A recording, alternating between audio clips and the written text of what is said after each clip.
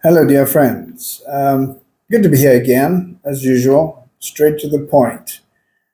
I want to talk about entrepreneurship, the entrepreneur, him or herself, as opposed to the genre in business. Becoming an entrepreneur, many have said, is a life sentence. It sounds a little bit terrible, but it's actually true. Take someone like me. You get out of the university, you decide to open a business for yourself as an entrepreneur, and you spend all of those years doing that, and sometimes, most times, it fails. And then you build again, and you keep building again. And as you're doing that, you're getting too old for the workforce, you see. And so you do lose your ability to switch again and say, okay, I'll go take paid employment, unless you did that very early. And even when you do get paid employment, you come at it with a different attitude. You have the mindset of a chief executive, of someone who makes things happen.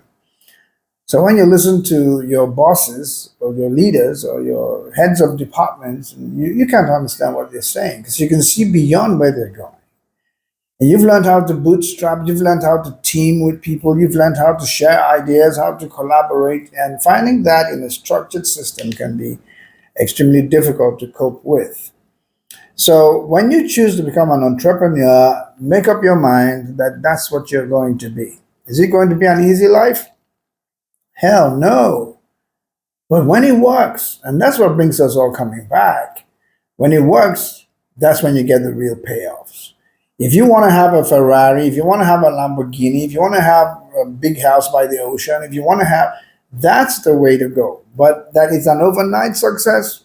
Do not be deceived, my friends. It's hard work. Fortunately, for some of you, you do love to work hard.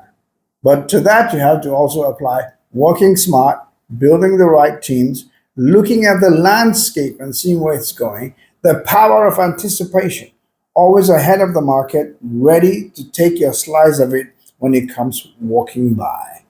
That's the life of an entrepreneur. Many times it could lead to breaking up your primary relationships. I don't wish that for you, though. I hope you can create a little bit of balance, which you know means when it's time to spend time with family, give them time. But if you think you're going to share time equally, that's already proof that you can never, ever be an entrepreneur. Because the only thing that matters is the only thing that matters at any given time. If your spouse and your kids cannot give you that support, then the reason is probably because you're not giving them part of the fun and the payoff when you succeed. When you do that, they will support you. And once you have that, that's all it takes. For me, balance is 90% work, 10% family, and I'm totally comfortable with that. So find what works for you, but before you decide to be an entrepreneur, know what it means. Network with a few people, ask a few questions, check yourself and see whether you like to push through things to the end. If you don't, get a straight job, my friend. But if you choose to be an entrepreneur, there is great success waiting for you, and the possibilities are endless.